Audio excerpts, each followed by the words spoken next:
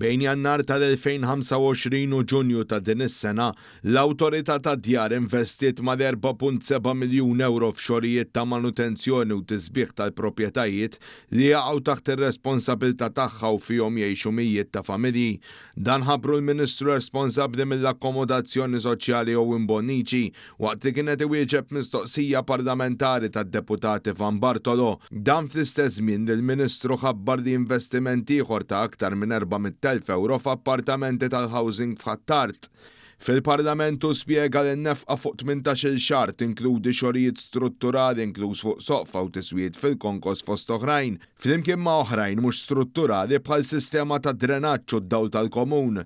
Analiżi li għamel One News jirriżulta li bejn l-2021 u l-2025 aktar minn nofs it-talbiet tal tiswijiet strutturali u mhux strutturali madwar 54% imbdew mill-Awtorità tad-Djar wara spezzjonijiet li għamlet. B'reazzjoni għal dan il-Ministru Bonnici qal li dan jirrifletti l-approċċ proattiv tal-Awtorità li mhux biss tevalwa t-talbiet tal tiswijiet li jitresqu mill-inkwilini iżda twettaq ukoll spezzjonijiet regolari biex tiżgura s-sigurtà ittejjeb il-kundizzjonijiet tal-għajxin u żomm il-binjiet tal-akkomodazzjoni soċjali fi standard għoli. Matul l-2025 biss ix-xogħlijiet li tlestew koprew 79 blokka ta' appartamenti fejn b'kollox gawdew 609 familji. Mitlub jikkummenta minn One News il-Ministru qal kif l-ambjent li fih tgħix familja importanti daqs il-prinċipju ta' saqaf fuq rasek.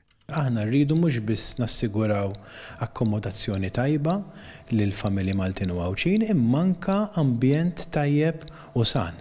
Għaliex aħna nemmnu li inti biex inti tassigura u tkun ċert illi n-nies ikollhom kwalità ta' ħajja tajba rridu mhux biss neħdu ħsieb l-akkomodazzjoni nnifisha imma anke l-ambjent li fih jgħixu il-familji Maltin u Għawċin. Hija priorità għalina u se nkomplu għaddejjin bi proġetti li jkomplu jsebbħu il-units soċjali li għandna mferxin matul Malta u Għawdex imma anke l-ambjenti immedjati ta' magħhom.